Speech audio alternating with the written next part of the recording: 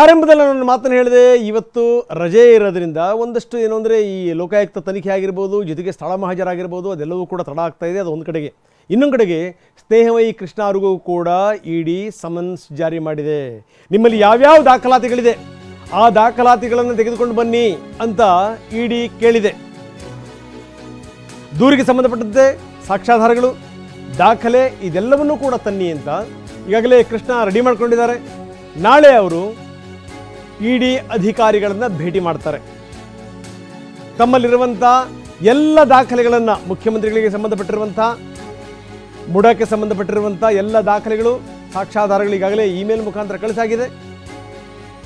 ನಾಳೆ ವಿಚಾರಣೆಗೆ ಹಾಜರಾಗಬೇಕು.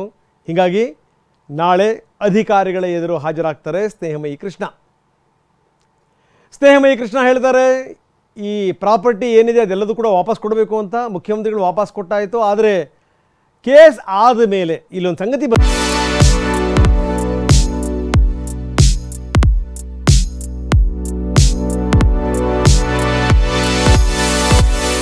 ಬರುತ್ತೆ. ಈಗ ಕೇಸ್ ನಡೀತಾ ಇದೆ, ಇದೇ ವಿಚಾರಕ್ಕೆ ಸಂಬಂಧಪಟ್ಟಂಗೆ ಆ ಪ್ರಾಪರ್ಟಿ ಯಾರದ್ದು, ಈಗ ಮುಗಿಯೋ ತನಕ ಅದು ಇವ್ರದ್ದು ಅಲ್ಲ, ಅದು ಯಾರದ್ದು ಅಲ್ಲ, ಅದು ಸರ್ಕಾರಕ್ಕೆ ಸೇರಿದ್ದು. ಗಮನಿಸ್ಬೇಕು ಅದನ್ನು. ಮೊದಲೇ ಇದನ್ನು ಕೊಟ್ಟುಬಿಟ್ಟಿದ್ರೆ, ಇದು ಯಾಕೋ ಇದರ ಬಗ್ಗೆ ದನಿ ಹೇಳ್ತಾ ಇದೆ ಅನ್ನುವಂಥ ಸಂದರ್ಭದಲ್ಲಿ ಕೊಟ್ಟುಬಿಟ್ಟಿದ್ದಿದ್ರೆ ಇವೆಲ್ಲ ಸಮಸ್ಯೆಗಳೇ ಇರ್ತಾ ಇರಲಿಲ್ಲ. ಏನೋ ಎಡವಟ್ಟಾಗಿದೆ, ಇಲ್ಲಿ ತಪ್ಪುಗಳಾಗಿದೆ, ಈ ರೀತಿ ಆಗಬಾರ್ದಾಗಿತ್ತು, ತಗೊಳ್ಳಿ ವಾಪಸ್ ಕೊಡ್ತಾ ಇದ್ದೀನಿ ಅಂತ ಹೇಳಿಬಿಟ್ಟಿದ್ರೆ ಮುಗಿದೋಗ್ಬಿಡ್ತಾ ಇತ್ತು. ಆದರೆ ಆಗಲಿಲ್ಲ. ಅದನ್ನು ಬೆಳೆಸ್ತಾ ಬಂದರು. ಸಿದ್ದರಾಮಯ್ಯ ಕೆಸರನ್ನು ತುಳಿತಾ ಬಂದರು. ಆ ಕೆಸರು ತುಳಿದಂಥ ಪರಿಣಾಮ ಎಷ್ಟರ ಮಟ್ಟಿಗೆ ಈಗ ಸಿಕ್ಕಾಕೊಂಡಿದ್ದಾರೆ ನಾವು ನೋಡ್ತಾ ಇದ್ದೀವಿ. ಇದು ಒಂದು ಕಡೆಗೆ. ಇನ್ನು ಸ್ನೇಹಮಯಿ ಕೃಷ್ಣಗೆ ಇಡಿ ಬುಲಾವ್ ಬಂದಿರುವಂಥ ವಿಚಾರಕ್ಕೆ ಸಂಬಂಧಪಟ್ಟಂಗೆ, ಹೌದು ನನಗೆ ಸಮನ್ಸ್ ಕೊಟ್ಟಿದೆ, ನಾಳೆ ನಾನು ಹಾಜರಾಗ್ತಾ ಇದ್ದೀನಿ. ಇದು ಸ್ನೇಹಮಯಿ ಕೃಷ್ಣ ಹೇಳಿದಂಥ ಮಾತು. ಪ್ರಾಪರ್ಟಿ ವಾಪಸ್ ಕೊಡಬೇಕು. ಇದೆಲ್ಲದರ ಜೊತೆ ಏನು ಅಂತಂದರೆ, ಮುಖ್ಯಮಂತ್ರಿಗಳಿಗೆ ಶಿಕ್ಷೆ ಆಗಬೇಕು, ಅಂದರೆ ಸಿದ್ದರಾಮಯ್ಯನವರಿಗೆ ಶಿಕ್ಷೆ ಆಗಬೇಕು. ಅಲ್ಲಿ ತನಕ ನಾನು ಬಿಡಲ್ಲ.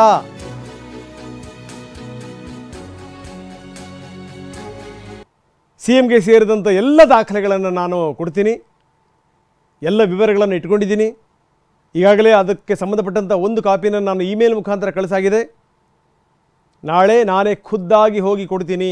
ಇನ್ನು ನನಗೆ ಯಾವುದೇ ಭದ್ರತೆಯ ಅಗತ್ಯ ಇಲ್ಲ ಅನ್ನುವಂಥ ಮಾತನ್ನು ಕೂಡ ಹೇಳಿದ್ದಾರೆ ಸ್ನೇಹಮಯಿ ಕೃಷ್ಣ. ನಾಳೆ ನಾನು ಇಡಿ ವಿಚಾರಣೆಗೆ ಹಾಜರಾಗ್ತಾ ಇದ್ದೀನಿ, ನನಗೇನು ಭದ್ರತೆ ಕೊಡುವಂಥ ಅಗತ್ಯ ಇಲ್ಲ ಅಂತ ಹೇಳಿದ್ದಾರೆ. TV9 ಜೊತೆಗೆ ಎಕ್ಸ್ಕ್ಲೂಸಿವ್ ಮಾತಾಡಿದ್ದಾರೆ ಸ್ನೇಹಮಯಿ ಕೃಷ್ಣ. ಬನ್ನಿ, ನಮ್ಮ ಪ್ರತಿನಿಧಿ ರಾಮ್ ಜೊತೆಗೆ ಸ್ನೇಹಮಯಿ ಕೃಷ್ಣ ಮಾತಾಡಿದ್ದಾರೆ. ಯಾವ್ಯಾವ ವಿಷಯಗಳನ್ನು ಹಂಚಿಕೊಂಡಿದ್ದಾರೆ ನೋಡೋಣ ಬನ್ನಿ.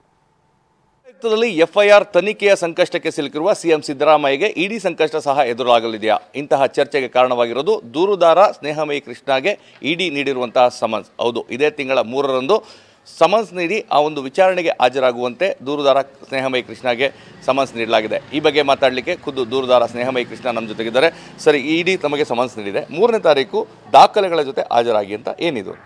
ಅದೇ ಸರ್, ಏನು ದೂರು ಅರ್ಜಿ ಕೊಟ್ಟಿದ್ದೆ ಇಡಿ ಅವರಿಗೆ. ಅವರು ಪ್ರಕರಣ ದಾಖಲು ಮಾಡಿಕೊಂಡು ವಿಚಾರಣೆಗೆ ಹಾಜರಾಗೋದಕ್ಕೆ ನನಗೆ ಸಮನ್ಸ್ ನೀಡಿದ್ದಾರೆ. ಹಾಗಾಗಿ ನಾಳೆ 3ನೇ ತಾರೀಕು ಏನಿದೆ ನಾನು ಹೋಗ್ತಾ ಇದ್ದೀನಿ. ಕಚೇರಿಗೆ ಹೋಗಿ ಅವ್ರು ಕೇಳತಕ್ಕಂಥ ಮಾಹಿತಿ ಅಥವಾ ದಾಖಲಾತಿಗಳನ್ನು ನಾನು ಹಾಜರುಪಡಿಸ್ತೇನೆ. ಅಂದರೆ ಈ ಒಂದು ಲೋಕಾಯುಕ್ತ ತನಿಖೆ ಈಗಾಗಲೇ ಪ್ರಗತಿಯಲ್ಲಿದೆ. ಈ ಜಾರಿ ನಿರ್ದೇಶನಾಲಯದ ತನಿಖೆಯ ಅಗತ್ಯತೆ ಎಷ್ಟು ಕಾಣಿಸ್ತಾ ಇದೆ ಸರ್? ಇಲ್ಲಿ ಲೋಕಾಯುಕ್ತ ತನಿಖೆ ಏನು ಅಪರಾಧ ಕೃತ್ಯಕ್ಕೆ ಸಂಬಂಧಪಟ್ಟಾಗ ಮಾತ್ರ ಅವರು ತನಿಖೆ ನಡೆಸ್ತಾರೆ. ಸೊ ಜಾರಿ ನಿರ್ದೇಶನದವರು ಅಕ್ರಮ ಹಣದ ವ್ಯವಹಾರದ ಬಗ್ಗೆ, ಇಲ್ಲಿ ಸಾವಿರಾರು ಕೋಟಿಗಳ ಅಕ್ರಮ ಹಣ ವ್ಯವಹಾರ ನಡೆದಿರೋದ್ರಿಂದ ಸೊ ಅದರ ಬಗ್ಗೆ ಜಾರಿ ನಿರ್ದೇಶನ ತನಿಖೆ ಮಾಡೋದು ಅವಶ್ಯಕತೆ ಇರೋದ್ರಿಂದ ಸೊ ನಾನು ಅವ್ರಿಗೆ ದೂರನ್ನು ಕೊಟ್ಟಿದ್ದೀನಿ. ಅಂದರೆ ತಾವು ಹೇಳುವಂಥದ್ದು 5,000 ಕೋಟಿಗೂ ಹೆಚ್ಚು ಮುಡಾದಲ್ಲಿ ಅಕ್ರಮ ಹಣದ ವಹಿವಾಟುಗಳಾಗಿದೆ, ನಷ್ಟ ಆಗಿದೆ ಅಂತೇಳಿ. ಸಿದ್ದರಾಮಯ್ಯ ಅವರ ಪ್ರಕರಣ ಇದರಲ್ಲಿ ಏನು ಪಾತ್ರವನ್ನು ವಹಿಸ್ತದೆ ಸರ್? ಇಲ್ಲಿ ಸಿದ್ದರಾಮಯ್ಯ ಪ್ರಕರಣ ಒಂದು ಉದಾಹರಣೆಗೆ ಅಷ್ಟೇ ಸರ್. ನಾನು ಮೊದಲಿಂದನೂ ಕೂಡ ಅಂತ ಹೇಳ್ತಿದ್ದೀನಿ. ಸೊ ಕೇವಲ ಸಿದ್ದರಾಮಯ್ಯವರ ಕುಟುಂಬ ವಿರುದ್ಧವನ್ನು ಹೋರಾಟ ಮಾಡ್ತದಲ್ಲ, ಆ ಪ್ರಕರಣ ಉದಾಹರಣೆಗೆ ಇಟ್ಕೊಂಡು ಮೈಸೂರು ನಗರಾಭಿವೃದ್ಧಿ ಪ್ರಾಧಿಕಾರ ನಡೀತಕ್ಕಂಥ ಎಲ್ಲ ಅಕ್ರಮಗಳ ವ್ಯವಹಾರಗಳ ಬಗ್ಗೆ ಸಮಗ್ರ ತನಿಖೆ ನಡೆಸಬೇಕು ಅನ್ನೋದು ನನ್ನ ಉದ್ದೇಶ.